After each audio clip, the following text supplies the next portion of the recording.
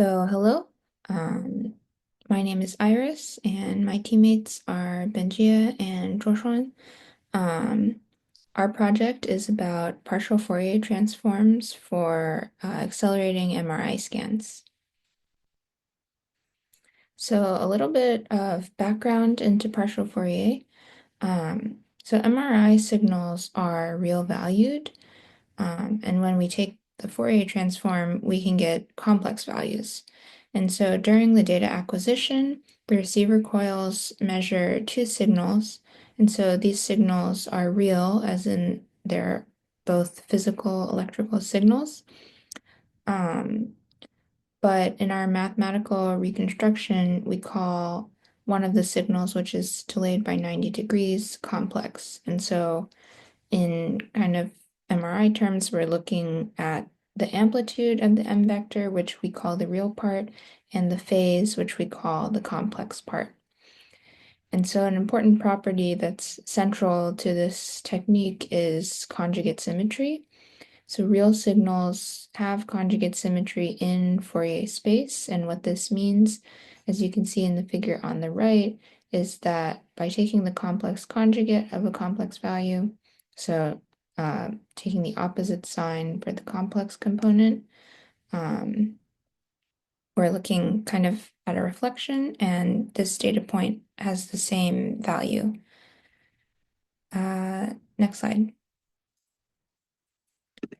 And so an important question that partial Fourier transform answers is how can this property of conjugate symmetry be leveraged to improve MRI scans? And so the central idea is that the K-space data is redundant, and so we only need to collect half of it because the opposite side can be mirrored over. And so this can be done in the phase or frequency encoding directions, but I think using the phase conjugate symmetry, so reducing the vertical K-space is typical. Next. So this is all good in theory, right? We only need to collect half of the data.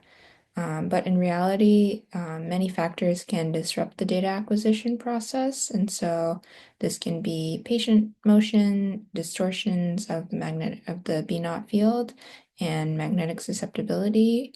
So these factors cause distortions in the phase signal measurement. And this means that mirroring the data over is not completely accurate. And so instead, we can collect slightly more than half of the data to correct for these errors. And using this technique, the main benefits are that we have reduced acquisition time for the scan because we don't have to jump through as many lines in K-space, and reduced minimum time echo. Next. And so the next steps in this project were to investigate the theory behind different partial Fourier reconstruction methods.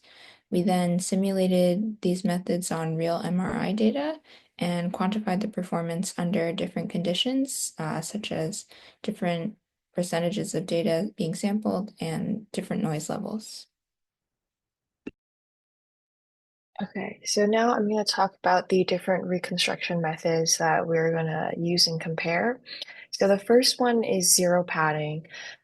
This one is really straightforward. We directly take the partial K-space that we have and we just perform the inverse DFT on that to get our final image. So this process requires the least amount of computation because we're not processing anything. But the final image could lack some high frequency components due to the missing K-space. The next is phase correction in conjugate symmetry. So as you can see on the right side, this is similar to zero padding. However, on the left side, this circled area, we're doing something new where we take the symmetric portion of the K-space and perform the inverse DFT on that. And then we use the phase and multiply it to the image we get on the right side. So this process can correct can estimate and correct the phase of our final image and make it look better and more close to the original image. And then the next is the homodyne method. So on the left side, it is the phase correction, part of the phase correction method. And on the right side, before we take the inverse CFT of the partial K-space, we multiply this pre-weighting function. That's also sort of a high-pass filter. And these are the different types of pre-weighting functions we experimented with, and there are also many other ones. So this is the step function and the ramp function. So this process, while emphasizing the high frequencies, is it's scaled by 2 up here, it also maintains the loss energy in the bottom half. Um, so combined with the low pass on this side, the image quality can also be improved. So the last one is projection onto convex sets. So this is like a mashup of the previous methods. So first, we start with the first iteration that's very similar to the phase correction and conjugate symmetry. However, we do this process multiple times by taking the resulting image of the previous iteration and taking that bottom half and feeding it back to the top portion. And by doing this repeatedly, we can repeatedly um, correct the phase and improve our image quality and have it converge to the optimal estimation. As you can see on the left, bottom left here, we have the MSE and PSNR curves. MSE gradually decreases and converges to a stable value, and so does the PSNR. This is Roshan, and I'll cover the result evaluation part. To understand the performance of each method, we ran the algorithms on 8 brain MRI images from the dataset Mayo Clinic Study of Aging. We chose this dataset for a reason that the brain is the most commonly examined body part in MRI. The images were taken from 2 subjects, with half of them from the axial view and the other half of them from the sagittal view, to make sure that our algorithms works both from both of the perspectives. We analyzed the result both qualitatively, which is by visually inspecting the artifacts or reconstruction errors, and quantitatively by using the evaluation metrics, including mean square error, structural similarity index, and also peak signal to noise ratio. Next slide, please. And this is the comparison of different reconstruction methods. Among all 4 methods, PCCS, which is phase correction conjugate symmetry, produced the worst results, while homodyne and POCS produce images with better quality. And also POCS are slightly outperformed homodyne based on the evaluation metrics. Also observing the resulting images on the left, we can see that the partial Fourier transform indeed causes some ghosting artifacts, especially on the result image of PCCS, where the ghosting artifact appear both in the background and on the object. While in POCS and homodyne, the artifact got suppressed and the object looks sharper in both of those images. Next slide.